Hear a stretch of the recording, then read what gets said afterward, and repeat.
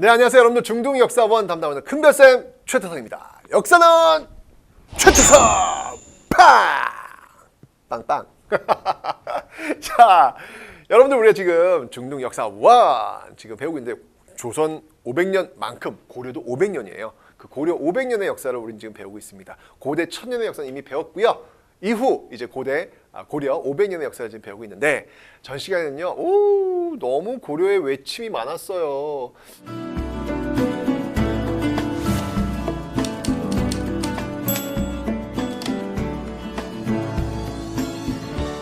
자, 고려의 어떤 시기구분을 이렇게 한번 분석을 해보면 자, 딱 잘라가지고 우리가 지금 배웠던 게 1170년. 항상 고려는 1170년 이 무신년변이에요. 무신년변 계기로 해서 그 이전과 그 이후 고려 전기와 고려 후기로 나눌 수 있다라고 설명드렸는데 정말 이 10세기, 11세기, 그 다음에 12세기 계속 쳐들어왔어.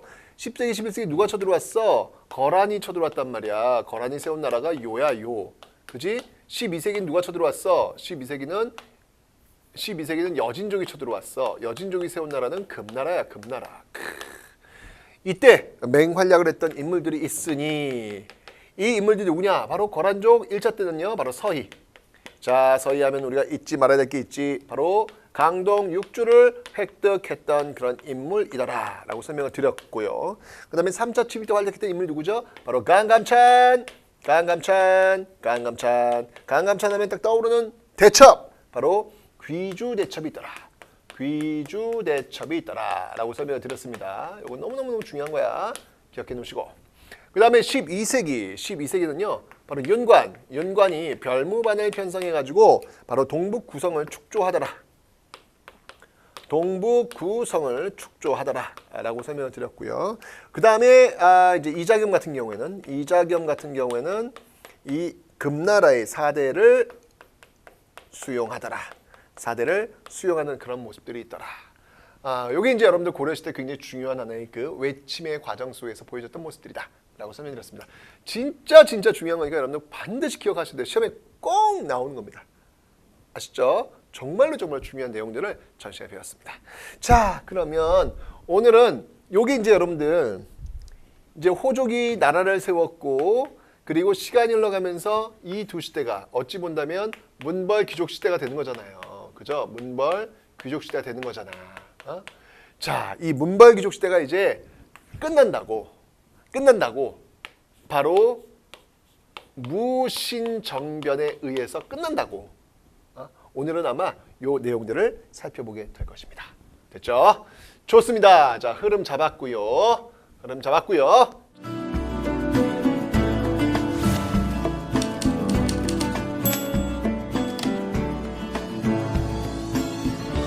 자, 그럼 지금부터 갑니다. 무신정권의 성립과 농민 천민의 봉기. 두둔. 자, 19강 어떤 내용일까요? 자, 먼저 문벌귀족 사회가 동요를 합니다. 여러분들 미리 말씀드리면 이렇게 제가 이야기할 때 1170년이라고 설명드렸잖아요. 그죠? 계속 강조하고 있어요. 그래서 요 앞에 시대가 호족의 시대, 요 이후가 문벌귀족 시대다라고 설명드렸죠, 여러분들. 그죠? 이 문벌귀족 시대를 흔들어 놨던 사건이 두 가지가 있다고요. 두 가지. 첫 번째, 두 번째. 첫 번째 사건이 뭐냐면 바로 이게 이자겸의 난이에요. 두 번째 사건이 바로 묘청의 서경천도 운동이에요. 이 이자겸의 난과 묘청의 서경천도 운동으로 인해서 문벌귀족 사회가 흔들렸고 결국 무신들의 칼에 의해서 결국은 무너지게 되는 겁니다. 이 흐름을 보시면 돼요. 여러분들 고려시대에 이걸 설명하면서 이런 얘기를 하고 싶어요. 옛날 아프리카에 여러분들 그 원숭이 사냥 독특하게 하는 원숭이 사냥법이 있어요. 뭐냐면 나무에다가 쌀 주머니를 이렇게 매달아 놓는데요. 근데 그 쌀 주머니가 특이해가지고 목이 좁아. 요걸 이렇게 매달아 놓는데요. 그러면 냄새를 맡고 원숭이들이 온대요. 원숭이들이 와가지고 그 주머니에 손을 집어넣는 거야. 집어넣고 그 안에 있는 쌀을 움켜쥐는 거야. 움켜쥐고 빼려고 하는데 빼져 안 빼져? 목이 좁기 때문에 안 빼지는 거예요. 원숭이 놀란다. 꽥꽥 원숭이 소리 지르는 거 있잖아. 꽥꽥 소리 질러요. 그럼 사람은요 마을에 있다가 원숭이가 꽥꽥 소리 질러. 그럼 그 소리 듣고 오는 거예요. 사람들이 이렇게 와가지고 이렇게 보는데 원숭이가 계속 소리만 지르는 거예요. 그럼 사람이 올라가지고 원숭이를 덥석 잡아가지고 원숭이를 죽이는 겁니다. 이게 원숭이 사냥이에요.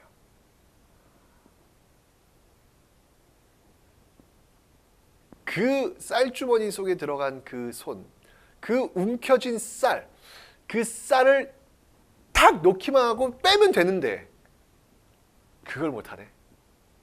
그게 안 되네. 결국은 죽습니다. 무슨 말이냐면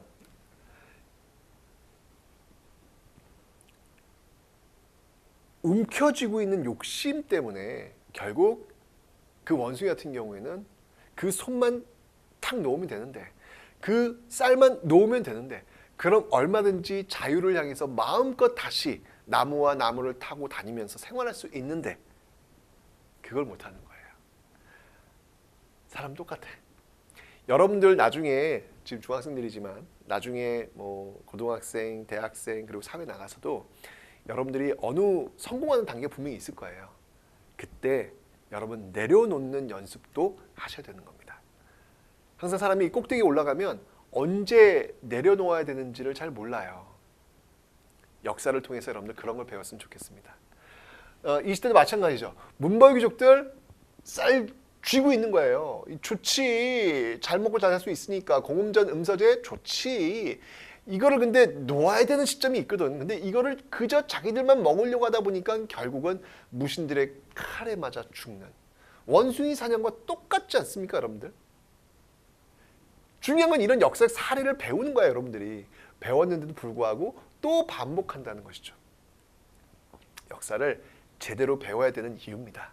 제가 누누이 얘기하지만 여러분들 만나면서 저는 여러분들한테 성적 올려주는 거 올려드릴게요. 올릴 수밖에 없어요. 네, 그렇지만 그보다 더 중요한 거는 저는 정말 여러분들하고 이런 얘기를 하고 싶어요. 여러분들 여기 지금 이 강의를 왜 봐요? 왜 공부해요? 왜 하는데? 거기에 대해서 여러분들이 좀 답을 좀 했으면 좋겠어요. 내가 왜 해야 되는지에 대한 이유는 갖고 인강을 보고 저를 만났으면 좋겠어요. 그냥 엄마가 그냥 사왔으니까 그냥 보고 엄마가 하라니까 보고 이런 거 말고요. 그냥 여러분의 인생은 여러분이 선택하는 거거든요. 그 선택하는 과정 속에서도 건강한 선택을 해야 되거든요. 내가 누구인지를 알아야 내가 어떻게 살 것인지를 방향을 잡아야 선택을 건강하게 할 수 있다고요. 그 건강한 선택을 하는 데 있어가지고 역사가 좀 도움을 주고 싶어요. 이런 역사 사례를 통해서. 자, 그 원숭이들을 한번 볼까요? 경원이 씨, 왕실과 중첩된 혼인관계를 맺어 외척 가문으로 성장합니다. 자기들만 결혼하는 거예요. 중첩. 인종주기 후 이자겸이 권력 독점하는데요. 여러분들 이 이자겸 보세요. 국왕세력의 이자겸 제거 시도. 이게 왜 그랬냐면 여기 지금 인종 나오죠? 이 인종이요. 이자겸의 딸하고 결혼을 해요. 근데 이게 어떻게 넘어가는지 알아요? 인종은요. 이자겸의 손자예요. 외손자예요. 인종은 이자겸의 사위예요. 무슨 소리야 이게 지금? 그러니까 이자겸은 인종의 장인이에요. 이자겸은 인종의 외할아버지예요. 뭔 소리야 이게? 그럼 인종은 누구랑 결혼한 거야? 인종은 이모랑 결혼한 거예요. 여러분들 이모 또는 여러분 삼촌 떠올려 보세요. 그분들과 결혼한 거야. 오 마이 갓. 물론 여러분들 우리의 시선으로 이 고려시대를 바라보시는 것은 옳지 않습니다. 고려시대는 가족 간의 결혼했어요. 예, 그게 있었어요. 그런 문화가 있었어요. 그러니까 우리의 어떤 시선으로 고려시대에 말도 안 돼 어떻게 미개 이렇게 보시면 안 돼요. 예, 그거는 역사를 올바르게 바라보는 방법이 아닙니다. 그 시대의 문화를 여러분들이 존중해 주셔야 되는 거거든요. 어쨌건 이렇게 되면서 여러분들 권력을 막 계속 중첩시키는 거예요. 이자겸이. 그러니까 힘이 세지는 거야. 그래서 이제 내가 한번 그럼 왕이 돼볼까? 이런 마음 갖겠죠. 이러면서 이자겸이 국왕세력하고 충돌하게 되는 거예요. 결국은 난을 일으켰는데 그게 이자겸의 난인데 결국은 실패합니다. 하지만 이 이자겸의 난을 통해서 문벌귀족 사회가 동요하는 거예요. 흔들리는 거예요. 권력을 장악하려는 어떤 그런 사람들, 권력을 더 많이 가지려는 그 이자겸에 의해서 결국 문벌귀족 사회가 한 번은 흔들리게 되는 그런 모습들을 보이고 있더라. 그런데 여러분들 어쨌건 유지가 되었죠. 이 개경에 살고 있는 사람들이 자신의 기득권을 개경에 집중을 시켜요. 그러니까 그 이외 지역 사람들은 소외되는 거야. 예를 들면 이런 거죠. 지금 만약 예를 들면 서울에 살고 있는 사람들만 취업을 잘해. 나머지 지방에 있는 사람들은 취업이 잘 안 돼. 그러면 나머지 지방에 있는 사람은 소외의식을 느낄 수밖에 없어요. 차별받는 느낌이 갖는 거 아니에요. 똑같아. 여기도 마찬가지예요. 개경 사람들이 권력을 독점하니까 그 지역 이외의 사람들이 소외감을 느끼고 저항을 하게 되는 거예요. 이게 바로 묘청의 서경천도 운동의 배경이 되는 겁니다. 특정 가문의 권력 독점에 대한 불만, 이자겸의 난 이후 개혁적인 서경 세력과 보수적인 개경 세력의 대립. 그러면서 풍수지리설이 유행을 해요. 풍수지리설. 바로 서경길지설. 서경에서 이제 새로운 왕도의 기운이 나타나고 있다. 이런 얘기를 하는 거죠. 자, 이렇게 되면서 이 묘청, 서경파라고 할 수 있는, 평양파라고 할 수 있는 묘청이 난을 일으킵니다. 묘청, 정지상 등 서경파의 등장. 자, 그리고 어디로? 서경으로 천도하자. 그리고 당시 여진족 금나라가 4대 요구하고 있었잖아요. 이자겸 수용했잖아요. 김부식, 이제 이 당시 김부식 등장해요. 김부식도 그 4대 요구를 받아들이자 그러거든. 아니, 개경에 있는 사람들이 굳이 싸울 필요 없잖아. 나 지금 공음전, 음서제 이런 것들로 전식과 뭐 이런 것들로 내가 정말 잘 먹고 잘 사는데 굳이 뭐 싸울 이유가 없잖아. 4대 해주면 되지 뭐 이렇게 생각한다는 이야기예요. 그러나 이 개혁파, 서경파들은 있을 수 없다. 우리는 고구려를 계승한 나라다. 맞서 싸워야 한다. 라고 하면서 금정벌을 주장하는 것이죠. 서경에서 난을 일으켰고요. 이 김부식이 이끄는 군대에 의해서 결국은 진압이 됩니다. 김부식이 이끄는 군대. 김부식이 누구야? 우리나라 현존하는 가장 오래된 역사서를 쓴 사람. 바로 삼국사기의 저자잖아요. 그 삼국사기의 저자 김부식에 의해서 이 묘청의 서경천도 운동은 실패로 돌아갑니다. 자, 하지만 이자겸이 왕이 되려고 했고 묘청이 도읍을 옮기려고 했어. 뭔가 문제가 있어. 지금 이 문벌기사가 지금 굉장히 지금 잘 안 돌아가고 있는 어떤 그런 모습을 보이고 있는 거잖아요. 그죠? 이거 다시 한번 정리해 볼까요? 자, 보세요. 자, 먼저 개경파에는 김부식, 김부식 유학자니까 그리고요. 그다음에 서경파는 묘청 정지상 불교와 풍수지리설 이런 것들을 배경으로 해서 지금 묘청의 서경천도 운동이 나왔는데 흔들거리고 있단 말이에요. 그죠? 자, 문벌교사의 모순 심화됐고요. 왕권은 당연히 약화됩니다. 이러면서 이제 나온 게 바로 무신정변이 나오는 거예요. 무신정변이 나오는 거예요. 문벌교육사의 모순이 심화될 대로 심화된 거야. 이러면서 바로 무신에 대한 차별 대우, 하급 군인대 불만, 의종의 실정 이렇게 나오면서 결국 무신들이 빵 하고 터진 거예요. 이렇게 문벌 귀족들이 자신들만의 권력을 강화하는 모습들 속에 도저히 못 참겠다라고 해서 이 군인들이 들고 일어난 사건이 되는 것이죠. 자, 전기는요. 보현원 사건으로 정중부 이의방이 의종을 패하고 권력을 장악하는데 무슨 일이냐면 당시 그 문벌 귀족들이 얼마나 기고만장했냐면 이런 일이 있었죠. 이 정중부가요. 이 수염이 기가 막히게 아주 이 수염을 애지중지하면서 기르는 그런 군인이었어요. 그런데 아주 어린 아이가, 아주 어린 신하가, 어린 관리가 정중부의 수염에다 촛불을 들이대면서 그 불을 태워요. 정중부가 얼마나 화가 나겠어요. 이 자식이!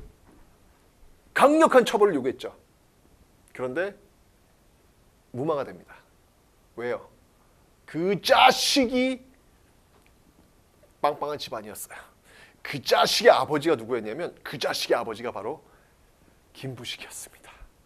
김부식이었어요. 그의 아들 김돈중이거든요. 이렇게 되면서 정중부가 이 문관의 대표적인 인물 김부식, 무관의도 대표적인 인물 정중부 랑 될 수밖에 없는 상황이 벌어지고 있었죠.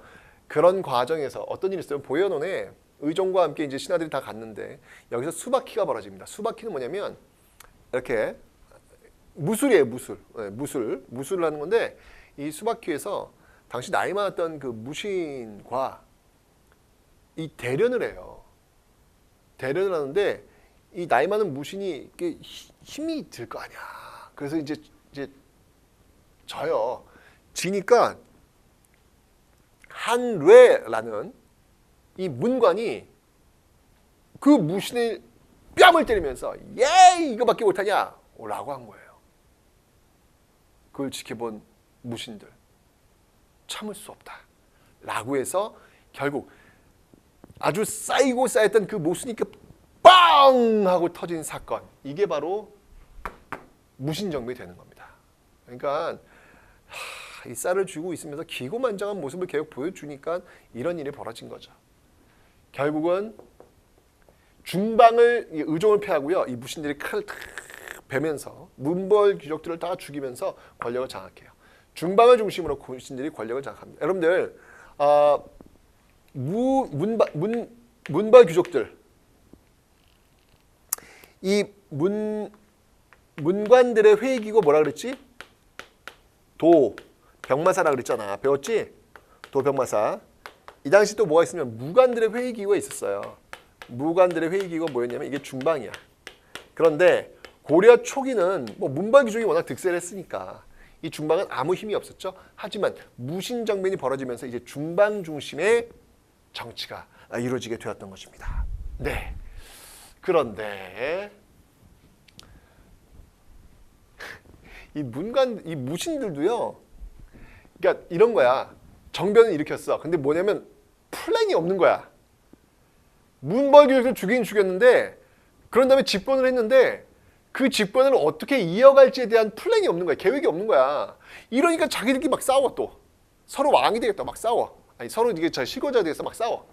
그래서 막 이의방, 정준무, 경대성, 이음이 서로 죽이면서 이게 막 흘러간단 말이에요. 결국 이런 과정 속에서 이런 모신들 가만히 두면 안 되겠다 라고 해서 이 귀족들이, 문벌 귀족들이 반발하죠. 그 대표적인 김보단, 동부면 병마사였고요. 조위총, 서경유수였고요. 하지만 이게 다 실패로 돌아가게 됩니다. 최종적으로 이 혼란을 정리한 인물이 있으니 그 인물이 바로 최충원. 최충원이 권력을 장악하는 거예요. 자, 이 무신들의 마지막 권력이라고 할 수 있는 이 이음인. 이음인이요. 무서운 사람이에요. 이 이음인이 당시 그 무신정변 때 있었던 왕이 의종이었거든요. 의종을 어떻게 죽인지 알아요? 허리를 움켜잡아가지고 척추를 끊어가지고 죽여요. 허리를 꺾어가지고 죽여요. 힘은 장사야. 그 이음인을 드디어 최충원이 제거합니다. 이거 제거할 때도 여러분 재밌다? 뭐 때문에 이게 붙은지 알아요? 이음인과 최충원이 둘이서? 비둘기 때문에 붙어요. 비둘기 때문에. 역사의 사건을 보면은 진짜 어떤 그 우연찮은 어떤 계기로 인해 가지고 그 모순이 빵 점화되는 그런 일들이 많이 있죠. 이 이음인이 최충원의 동생 집에서 비둘기를 훔쳐가는 거야. 이음인 그 집안에서 비둘기를 훔쳐갔다는 거예요. 아들이. 비둘기는 전서구라 그래가지고요. 지금처럼 이렇게 공원에 꼬꼬꼬꼬꼬꼬꼬 이런 게 아니야. 비둘기는 전령의 역할, 즉 편지단 이런 것들을 발목에 묶어가지고 훈련받은 그런 비둘기. 귀하고 비싼 비둘기죠. 그걸 훔쳐갔다는 거야. 내놔라! 라고 하는데 이음인이 뭔 소리야! 너 지금 이거 뭐 하는 거야? 라고 해가지고 결국은 최충원이 있을 수 없지! 라고 해서 이음인을 공격을 해가지고 결국 이음인을 제거하는 겁니다. 이러면서 이제 최충원이 권력을 장악하는 거예요. 하여튼 이게 칼에는 칼이에요. 칼로 흥한 자, 칼로 망한다는 게 여기서 정말 보이는 거야. 자, 어쨌건 이 최충원이 권력을 세습하면서요. 60여 년간 정권을 유지합니다. 최충원, 최후, 최양, 최의 이런 식으로 쭉 연결이 되는 것이죠. 그러니까 무신정변 권력자가 많이 바뀌었는데 최종적으로 안정화시킨 건 최충원이에요. 최씨 집안이 최씨 집안. 이렇게 해서 4대 60여 년간 최씨 무신 정권을 이끌어 가고 있더라. 자, 그 최씨 무신 정권을 유지했던 기구들을 볼게요. 먼저 최초에 설치했던 최고 권력 기구, 이게 바로 교정도감입니다. 그러니까 정치를 다시 이렇게 교정을 시킨다고 보시면 되는 거죠. 그죠? 그런 도감은 임시 기구라 그랬잖아요. 그런 교정도 최고 권력 기구예요. 국정을 총괄하는 최고 권력 기구. 그다음에 그의 아들 최후가 또 뭘 만들었냐면요. 정방이라는 걸 만들어요. 정방은 인사기구, 인사권을 장악하는 거예요. 정방, 기억해 두세요. 정방, 교정도감, 제일 중요한 정치 기구입니다. 그리고 최후가 또 설치했습니다. 국정논의 문신들을 등용하기 위해서 바로 서방, 책서자, 그래서 문신들을 또 등용하기 위한 서방이란 것도 만들고 있더라. 그 다음에 이제 군사적인 측면에서는요. 군사적인 측면에서는 사병 집단이 있어요. 그게 뭐냐면 바로 도방이라는 게 있습니다. 도방. 그리고 삼별초, 야별초에서 이거 이제 밤야자, 밤에 지키는 이제 그 집단이라는 건데요. 이게 이제 힘이 좀 있으니까 거기에 좌우가 붙는 거예요. 좌별초, 우별초, 신익으로 구성된 삼별초가 또 군사 기구가 되더라. 이 삼별초 나중에 이제 또 대몽황정에서 또 활약하는 그런 모습을 보이기도 합니다. 됐죠? 자, 그런데 문제는 뭐냐면 이 최씨 무신 정권 시대에 어떤 일이 벌어지면 농민들이 막 봉기를 하네. 왜냐면 지금 여러분 무신들이 문벌 규정을 친 거야. 하극상이에요. 어쨌건 고려 사회는 문신들이 높은 위치에 있거든. 근데 밑에 있었던 무신들이 문신을 친 거야. 이거를 기층 민중들이 본 거야. 그러면서 뭐야? 뭐야? 그래? 그럼 우리도 한번 쳐보자 라는 생각이 드는 거죠. 그렇다? 이런 모습을 보여주면 밑에 사람들이 또 치고 올라온다. 무신들 간의 권력 다툼으로 지방 통제력이 약화되고 과도한 세금 부과되면서 농민들도 들고 일하는 거예요. 자, 이게 바로 대표적인 망이 망소이의 난입니다. 자, 망이 망소이의 난은 어디서 났냐면 공주 명학소예요. 자, 포인트는 이거야. 소에서 일어나는 거야. 소 들어봤어? 고려 소 했는데 얘기했는데 특수행정구역 향 부곡 소잖아. 소. 바로 그 공주 명학 소에서 망이와 망소이가 들고 일어난 사건 있었고요.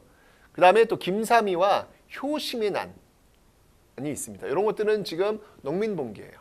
농민봉기고요. 그 다음에 천민의 봉기가 있었죠. 산업이 만적이 개경에서 봉기를 합니다. 신분해방운동의 성격이 있죠.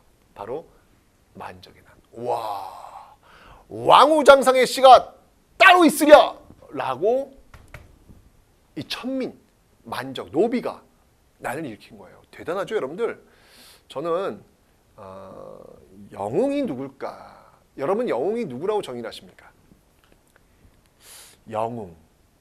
영웅은 그 시대의 틀을 뛰어넘을 수 있는, 뛰어넘어 볼 수 있는 사람들을 저는 영웅이라고 생각이 들어요. 무슨 말이냐면 만적은 노비 출신이에요. 왜 내가 차별받아야 되는지에 대한 생각조차를 못하는 신분이라는 이야기죠. 왜? 신분지 사회에서 노비로 태어났으니까 당연히 난 노비로 살아야 되는 거야. 너무 당연한 거야. 여러분들 비행기 탈 때 이코노미 타고 있는데 앞에 비즈니스 있어. 비즈니스 쪽에 저기 화장실 있다?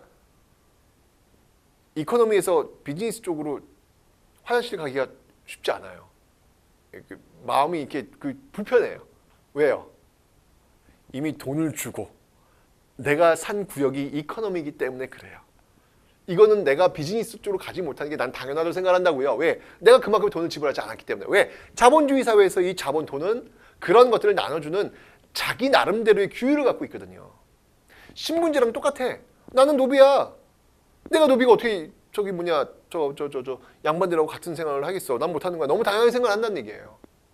그런데 그 노비 출신 만적이 왕후장상의 씨가 따로 있으랴 이런 이야기를 했다는 거는 이건 엄청난 거예요.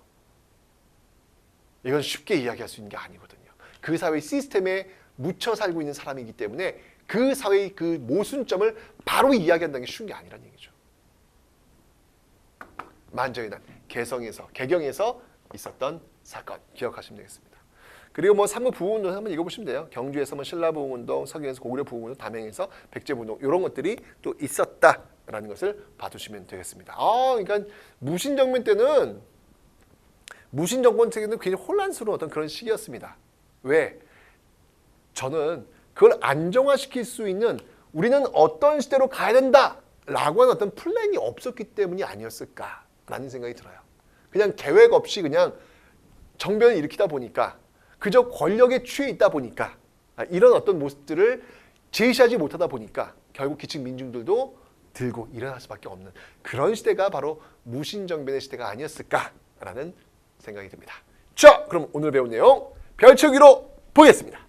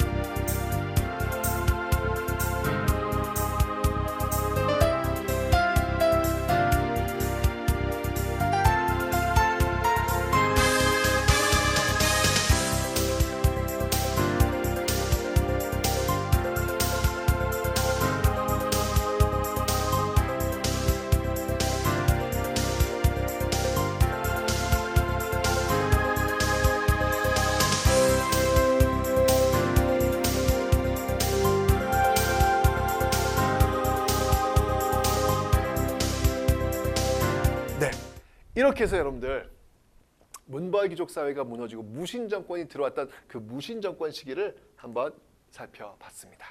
그런데 여러분들 이 무신 정권 시기에 큰일이 벌어집니다. 바로 징기스칸의 부대 세계 분필까지 날아갔어 지금.